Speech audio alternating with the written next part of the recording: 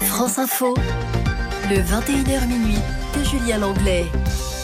Allez, une petite pause détente dans ce 21h minuit. On ne pouvait pas le rater sur France Info. Dans un instant, ainsi que le monde d'Élodie, on retrouve Guy Registe et Élodie Suigo juste après l'info, 21h50, Julie Smul.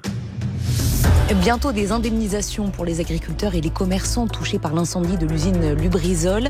Une convention signée aujourd'hui entre le Premier ministre et le PDG du groupe, un mois après ce feu dont on ne connaît toujours pas l'origine. Emmanuel Macron le redit, aujourd'hui il n'est pas favorable à la légalisation du cannabis.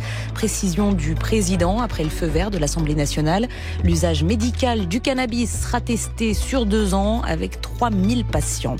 C'est une énorme déception, dit sur France Info l'avocat du maire de Langouette, l'élu qui a pris un arrêté interdisant les pesticides autour des maisons, arrêté annulé aujourd'hui par la justice. Ce n'est pas à un maire de prendre ce genre de mesures, dit le tribunal de Rennes.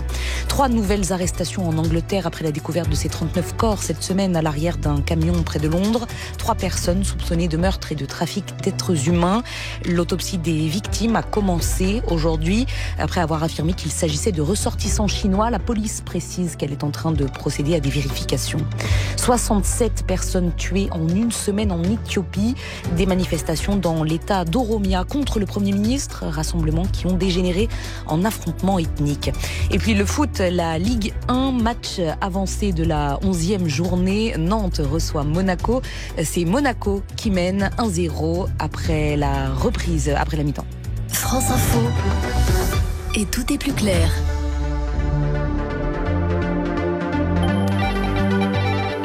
On ne pouvait pas le rater sur France Info, ce qui a fait débat sur les réseaux sociaux avec Guy Registe. Bonsoir Guy.